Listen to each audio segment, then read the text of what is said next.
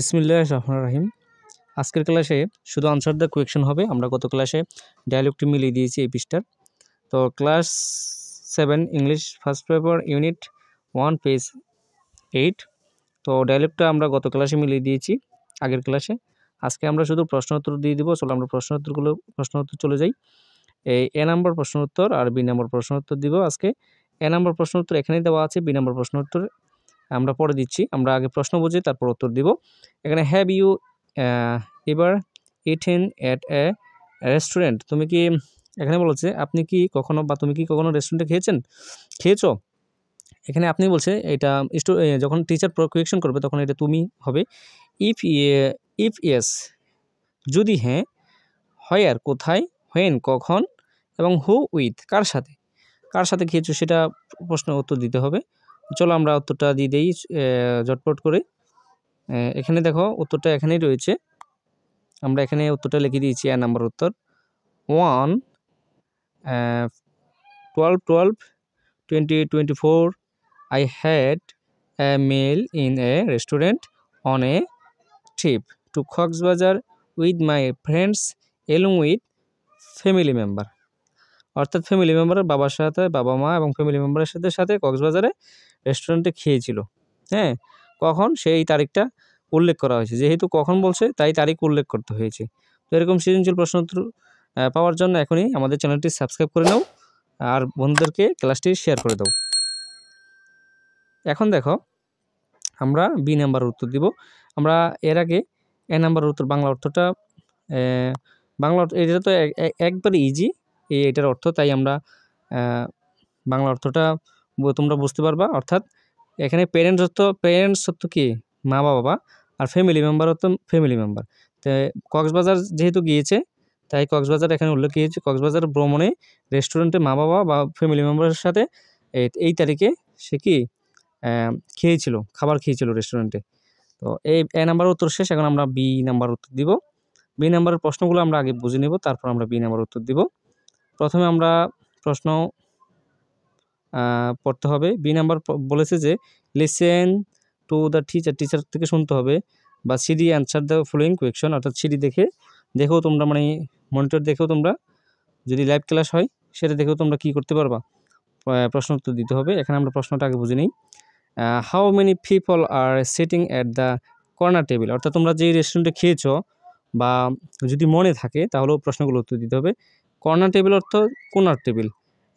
Seat people কতজন, how many কতগুলো, how many কি কতজন, হাউ মেনি পিপল অর্থ কতজন, মানে অর্থাৎ এটার অর্থ হবে, আবার বলে দিচ্ছি, হাউ মেনি পিপল অর্থাৎ কতজন ছিল কর্নার টেবিলে বসেছিল খাবারের সময়, এটার উত্তর দিতে হবে। এখানে এক নম্বরের উত্তর প্রশ্ন দেখো, কর্নার টেবিলে কতজন লোক বসেছিল।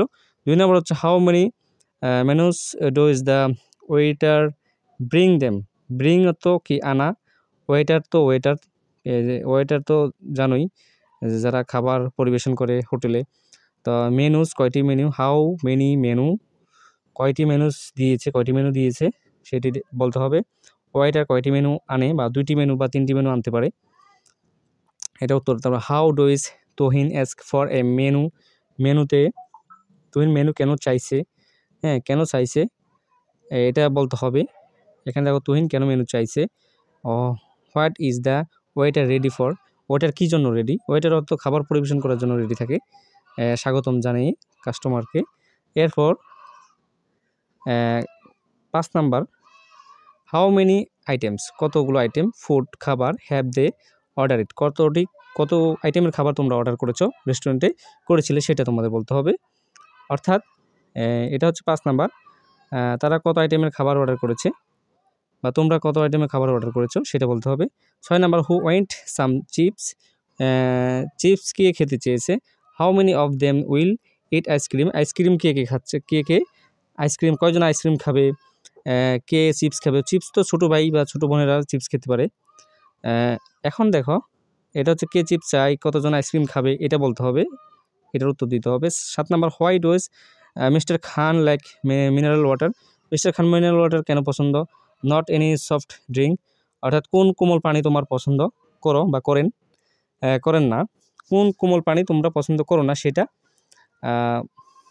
নট এনি সফট ড্রিঙ্ক, অর্থাৎ কোন কোমল পানি তোমরা পছন্দ করো না সেটা উত্তর দিতে হবে। তো আমরা প্রশ্নগুলো বুঝে নিলাম, এখন চলো ছটফট উত্তরটা দিয়ে দিই।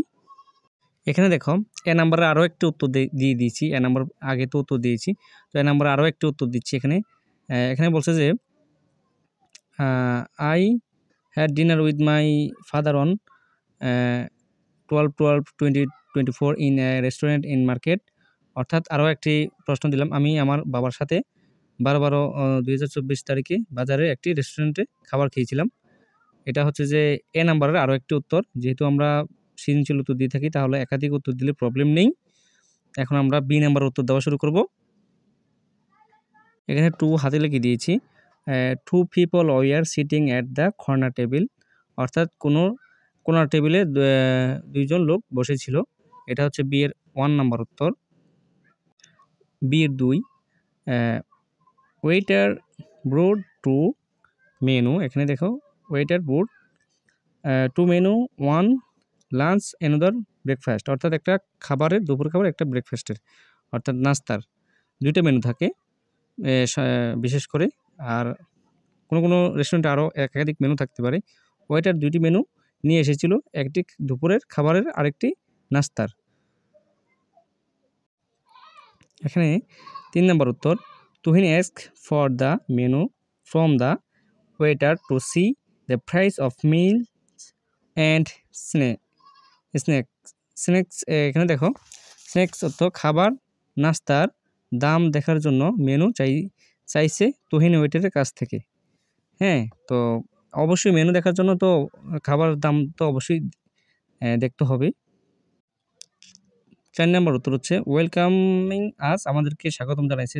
The water is ready to serve breakfast, অর্থাৎ নাস্তা দেওয়ার জন্য রেডি। আমাদেরকে স্বাগত জানিয়ে ওয়েটার নাস্তা দেওয়ার জন্য প্রস্তুত। এখানে দেখো 5 number, order 5 item meals, burger, chicken, bread মানে পিৎজা, তারপরে ফ্রিড এগ মানে রুটিও। এরপর দেখো তারা 5 আইটেমের খাবার অর্ডার করেছে, বার্গার, মুরগির মাংস, রুটি, পিৎজা, ডিম ভাজি।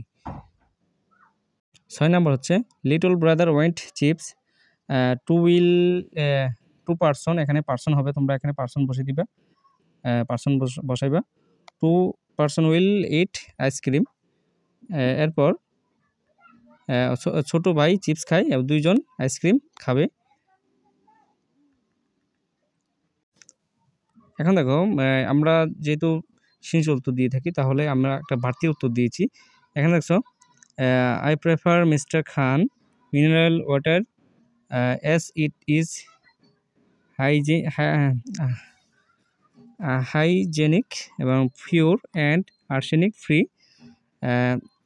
পামের কোলা আর কি, Pamer cola is my favourite because it is made with pomegranate juice. অর্থাৎ মিস্টার খান মিনারেল এখানে যেটা বলা হয়েছে দেখো বাংলা এখানে দেখো মিস্টার খান মিনারেল ওয়াটার স্বাস্থ্যসম্মত, বিশুদ্ধ ও আর্সেনিকমুক্ত, তাই পছন্দ করি। পামের কোলা আমাদের পছন্দ কারণ এটা ডালিমের রস দিয়ে তৈরি। এখন কিন্তু প্রশ্নে বলা হয়েছিল যে কোন কোমল পানি তুমি পছন্দ করো না। এখানে আমরা একটা ছোট করে লিখে দিয়েছি I don't like Coca Cola. তো তুমি কোকা কোলা পছন্দ না হলে তুমি এখানে I don't like Coca Cola বলতে পারো। ছোট করে জুম করে দেখো।